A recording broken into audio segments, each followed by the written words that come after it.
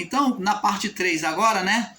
Tirados da corrupção, baseado aqui no livro de Números 21, prosseguindo.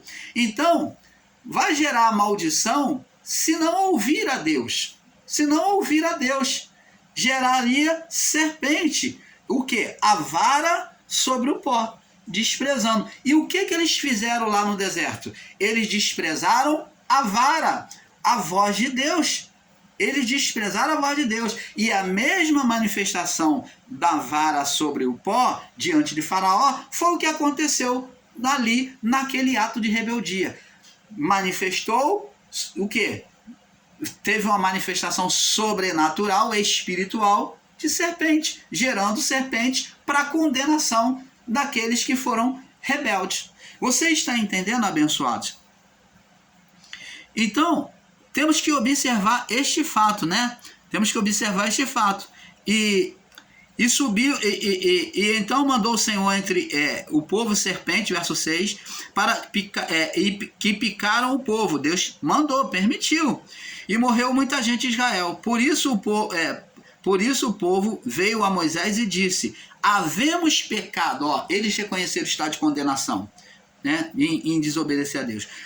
Havemos pecado, tá vendo? Eles mesmos não... Eles viram que eles se projetaram contra Deus, contra a voz de Deus. Havemos pecado, porquanto temos falado contra o Senhor e contra ti. Ora ao Senhor que tire de nós esta serpente. E então Moisés orou pelo povo. Então você está vendo? Não foi. Deus não agiu de forma maligna, não. A sentença já havia sido descrevida lá em Deuteronômio, no livro da lei. Eles apenas geraram. Deus, na sua permissividade, quando a palavra diz que Deus mandou, fala de permissividade, e não que Deus provocou o mal. Houve um motivo de eles transgredirem a lei, jogar a vara no pó, desprezar a vara no pó. Então, o desprezar a vara, a voz de Deus, produziria serpente. Então, o povo israelita no deserto fez isso. Agora, em Lucas 17, 21, né? Lucas 17, 21, como já lemos, como vemos, o cuidado de Deus é sobrenatural. Não é visto pelos olhos nem pela compreensão da mente natural, mas somente pela mente espiritual. Lucas 17, do 21 ao 23. Jesus disse que o reino... Lucas 17, vamos lá, vamos ler na palavra de novo, para não ficar...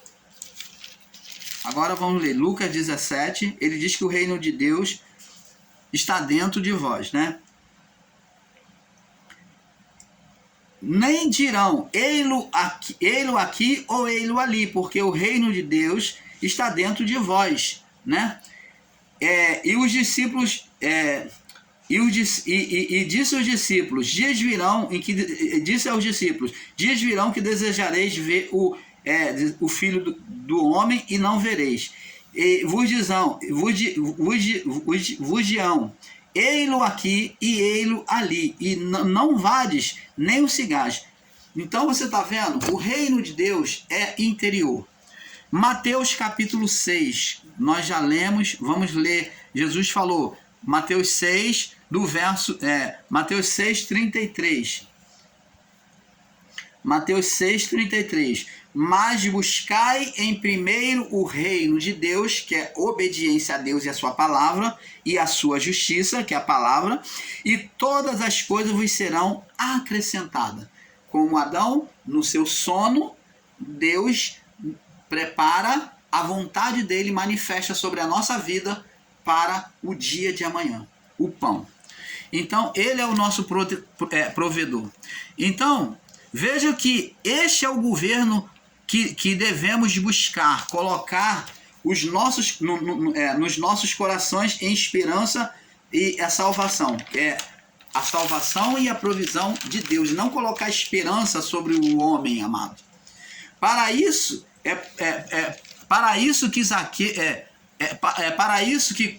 que como Zaqueu, temos que ouvir e entender e decidir não mais sobre as esperanças das coisas físicas, que é o governo humano e político, e lançar a nossa fé na palavra do Pai, buscando agradá-lo. Vamos ler lá no livro de Salmo 37. Olha o que Davi já disse. Salmo 37. Salmo 37, no verso 4 ao 11. Vamos ler do verso 37, Salmo 37, verso 4 ao 11. Diz assim, vamos ler aqui do verso 3 ao 11. Diz assim, confia no Senhor. Ó, a nossa confiança tem que estar em política, em igreja, no pastor, no homem, não. No templo, não. Confia no Senhor e faz o bem e habitarás na terra. Deus vai prolongar a vida na terra. Habitar na terra fala de vida longa na terra. E verdadeiramente serás alimentado, serás cuidado. Verso 4. Deleita-te no Senhor, tenha prazer no Senhor. É isto que temos que aprender. A nossa esperança, as nossas esperanças, os nossos desejos têm que estar diante dele. Deleita-te no Senhor, tenha prazer no Senhor, e ele te concederá os desejos do teu coração. Ele satisfará os desejos do teu coração, como Adão, se tivermos vivendo da maneira mais perfeita possível, obedecendo a palavra. E entrega o teu caminho ao Senhor, a sua confiança ao Senhor. Confia nele e ele o fará, ele te ajudará, ele se manifestará a ti. Ele fará sobressair a tua justiça como a luz. Ele vai ser a seu favor. E o teu juízo como o meio-dia. Não vai haver condenação para você. Não vai haver trevas para você, só luz, só bênção. Por isso que Paulo diz que ele já nos abençoou com todas as sortes de bênçãos espirituais. Descansa no Senhor. Aquele que crê, descansa no Senhor. Não tem preocupação. Espera nele. Não fique indignado por causa daquele que age com impiedade, né? Não te indignes por causa daquele que prospera em seu caminho, do homem mau, como lá no Salmo de Asaf, né? Que Asaf, ele por um momento de tempo ele desejou a vida do ímpio, porque ele via que nada acontecia com o ímpio, que ele vivia regaladamente, aquele que vivia no erro. Não fique indignado se você vê aquele que está vivendo corruptamente andar na sua vida, mas se deixa ser conduzido por Deus. Não compare a sua vida, não busque comparar a vida dos outros com a sua com a dos outros. Se deixa ser conduzido por Deus. As igrejas evangélicas, principalmente, agem com um erro brutal, levando pessoas lá na frente que vêm dar testemunho, adoçando a boca daqueles que estão passando necessidade para entrar nesses propósitos financeiros deles. Isto é um erro, amado. Não entre nesse jogo, fazendo joguinho com a sua mente, com o seu emocional, e o outro conta lá o testemunho porque fez propósito, fez corrente, e deu tanto, deu dízimo. Aqui diz aqui, ó, não se compare com ele.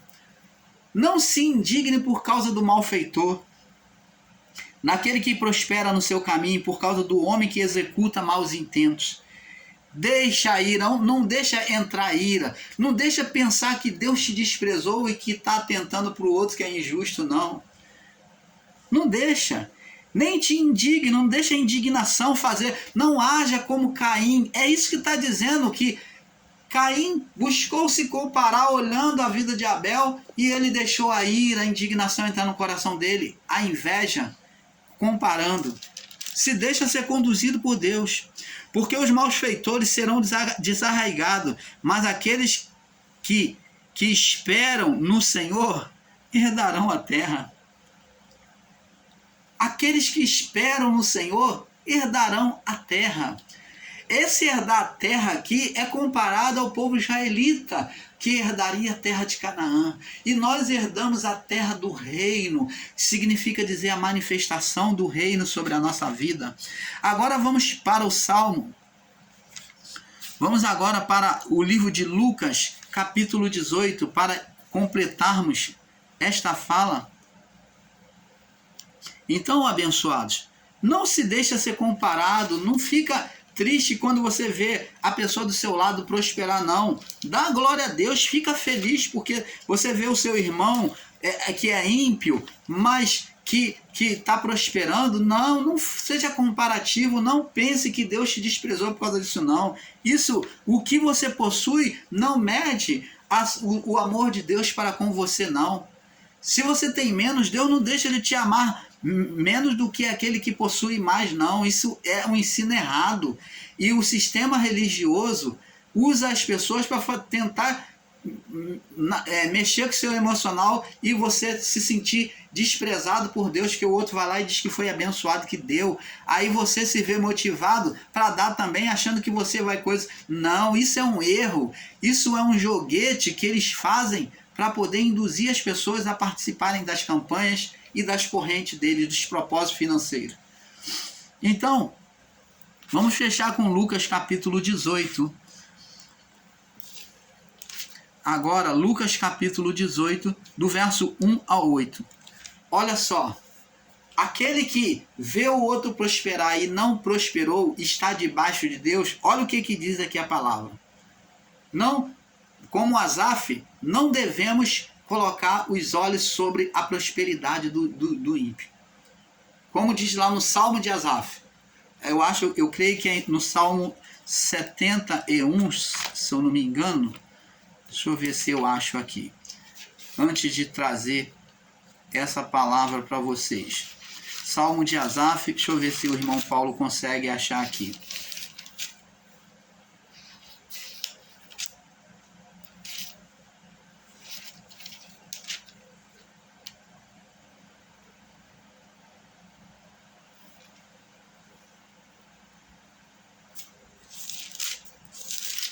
Eu acho que é o Salmo 71 ou... Deixa eu ver se é o Salmo 71. O irmão Paulo não se recorda bem. Mas tem o Salmo de Asaf, você pode procurar aí o Salmo de Asaf. Eu não sei se é Salmo 73. Olha só o que o Asaf disse aqui. O homem de Deus, né? Homem de Deus, né? Verdadeiramente bom é Deus para com Israel, para com os limpos de coração. Agora ele fala, dando testemunho dele. Quanto a mim, os meus olhos, ele fala por um momento, né? Quase se desviaram. Eu quase saí do caminho. Por quê? Pouco me faltou para que escorregasse os meus passos, para que eu saísse da fé, da crença em Deus. Pois eu tinha inveja dos nécios, quando via a prosperidade dos ímpios. Porque não há apertos na sua morte, mas firme está a sua força. Não se acham em trabalhos como os outros homens, nem são afligidos como os outros homens. Por isso a soberba os cerca como um colar. Eles são felizes aparentemente, é isso que o Asaf está dizendo. Veste com violência como de adorno. Os olhos deles são inchados de gordura. Parece eles vivem no bem bom, né? Na gordura, no fastio, no ouro, né? Eles têm mais do que o coração podia desejar. Verso 8. São corrompidos e tratam maliciosamente de opressão. Falam arrogantemente. Põem as suas bocas contra os céus, falam contra Deus. E as suas línguas andam pela terra, falando mal de quem quer que seja. Por isso o povo dele volta aqui, né? O povo se volta para ele. Águas de copos cheios se lhe espreme, né? O povo se torna até servo deles. E dizem, como sabe Deus? Como sabe Deus? Deus sabe de alguma coisa? Há conhecimento do Altíssimo? Eis que Esses são os ímpios que prosperam no mundo, que vivem nas aparências físicas, nos governos humanos, aumentam em riquezas. Na verdade, em vão eu tenho purificado a minha alma. Olha o que Asaf chegou a achar, que a fidelidade com Deus era em vão, porque ele via o ímpio, não sofria nada, o ímpio vivia no bem bom. Então ele falou, na verdade, em vão eu tenho purificado a minha alma, tenho vivido corretamente. E lavei as minhas mãos na inocência, porque o que não é inocente está prosperando. Por isso, todo o dia tenho sido afligido e castigado cada manhã. Se eu dissesse, assim falei, assim me ofenderia a geração de teus filhos. Quando pensava em entender isso, foi para mim muito doloroso, até que entrei no santuário de Deus e entendi o fim deles. Certamente tu os puseste, quem? Os ímpios, aqueles estão vivendo regaladamente, né? Cheio da grana, da prosperidade aí, e que não tem nada de Deus, que é só aparência. Certamente tu os puseste em lugares escorregadios, e tu os lanças em destruição, como caem na desolação, quase no momento, ficam totalmente consumidos de terrores, como um sono quando se acorda, assim, ó Senhor, quando acordar, desprezarás a aparência deles. Assim o meu coração se azedou e sinto picadas nas minhas entranhas. Assim me embruteci e nada sabia, fiquei como um animal perante ti. Então, tá vendo? Asaf agora vem se arrepender daquela atitude, pensamento carnal dele. Agora, vamos ver aqui no livro de Lucas, capítulo 18, completando, diz aqui, a justiça de Deus, muitas das vezes, para nós, é uma verdade, se torna tardia. Muitas das vezes, a gente vê o ímpio prosperar e não vê nada Deus se manifestar. Oramos a Deus para cura e não vemos cura. Oremos a Deus por uma prosperidade, para tirar daquela condição, não vemos de imediato. Como a viúva importuna. Lucas 17, do 1 ao 18, para nós fecharmos esse entendimento. E contou-lhe também uma parábola sobre o dever de orar sempre, de confiar sempre e nunca desfalecer. Oração é confiança em Deus. Ao contrário do que muitos irmãos em graça que desprezam a oração, nós do canal Luz da Graça ensinamos: ore, esteja em oração diante de Deus, confia, porque quando você ora, você demonstra que confia no seu Pai, no provedor, no Criador. Dizendo, verso 6, havia numa cidade um certo juiz que nem a Deus temia, governo político humano, governo humano, fala de um juiz, uma justiça humana, e nem respeitava homem algum. Ele não acreditava na atuação espiritual, não acreditava na manifestação do reino de Deus sobre a vida humana. Havia também naquela mesma cidade, verso 3, uma certa viúva que ia ter com ele, dizendo: faze-me justiça contra meu adversário. E por algum tempo não quis esse juiz injusto atendê-la, mas depois disse consigo: ainda que eu não temo a Deus, que eu sou injusto, não temo a Deus, e nem respeito a homem nenhum, não estou nem aí para poder fazer justiça. Todavia, como esta viúva me molesta, ela é insistente, ela permanece ali, vindo no meu tribunal, pedindo justiça, hei de lhe fazer justiça, para que, enfim, não volte e me importune muito. Olha, Deus fez uma comparação do homem que é corrupto, um juiz de um governo corrupto, com um governo espiritual. E disse, verso 6, todavia, como essa viúva verso 5, todavia, como essa viúva me molesta, hei de fazer justiça, para que enfim não volte e me importune, não me incomodes mais.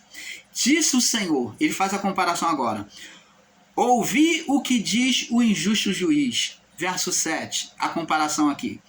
Deus não fará justiça aos seus escolhidos que clamam a Ele de dia e de noite, ainda que pareça demorado, quer dizer, tardio para com eles? Deus está dizendo aqui na parábola que se o humano, que muitas das vezes demora, comete injustiça, Deus não vai fazer justiça. Se ele sendo importunado pelo outro homem, ele faz justiça, Deus não vai fazer justiça e não vai lembrar, amados. Oh, abençoados. Digo-vos que depressa vos fará justiça, que quando nós oramos, Deus ouve de imediata. Quando diz aqui que depressa vos fará justiça, dizendo que Deus ouve de imediato. Quando, porém, vier o Filho do Homem, porventura achará fé na terra? Quando Deus viesse manifestar o seu reino, será que vai haver fé no coração do homem, compreendendo que o reino está dentro dele? Vai haver homens de oração que coloquem a sua vida debaixo, sobre a confiança do Deus Criador, do Pai Criador? Ora, Deus vai fazer justiça, depressa. Paulo disse que não sabemos orar como convém, porque o Espírito Santo intercede por nós com gemidos inexprimíveis. Quando oramos, quando estamos sofrendo, estamos em Deus, buscando obedecer ao Pai, se há sofrimento já dentro de nós, Deus já viu. Isso quer fazer justiça depressa, significando dizer que Deus já assistiu o que está dentro de você, de mim. Depressa vos fará justiça. Lembra da oração de Daniel, quando o anjo diz, Daniel que jejuou 21 dias pelo povo hebreu, e ele disse aqui, Daniel, homem muito amado, desde o primeiro dia do momento em que você aplicou no seu coração em orar, jejuar por este povo, as suas orações têm sido ouvidas. Quando há o desejo, quando há o sofrimento, o desejo dentro de nós, o Espírito Santo já levou para Deus. Esses são os gemidos inexprimíveis. Pela natureza divina, que é o Espírito em nós, o Espírito humano, Deus já sabe. Agora, pode esperar, porque Deus trará a provisão para nós. Por isso, amado, o canal Luz da Graça fica por aqui com esse assunto, dizendo, não confie na sua vida nas mãos de homens religiosos, homens políticos. Não confie a sua vida, confie em Deus. Como o salmista Davi disse, elevo os meus olhos para os montes, de onde me virá o meu socorro? O meu socorro não vai vir de templo religioso, de corrente, de campanha, de pastores, líderes religiosos. O meu socorro vem do Senhor. Não vem de deputado, não vem de presidente, não confie. Se você de fato é um cristão que vive debaixo, você se diz ser um eleito, vocês que usam o termo eleito, né? Você que está no sistema religioso que diz que é filho de Deus, que é um crente, então coloque a sua vida na confiança a Deus e a sua palavra. Não entregue o seu coração, a sua vida, às mãos dos homens. Crê em Deus. Crê somente em Deus. Paz seja dada a todos. Espero que os irmãos tenham entendido perfeitamente a palavra. Paz.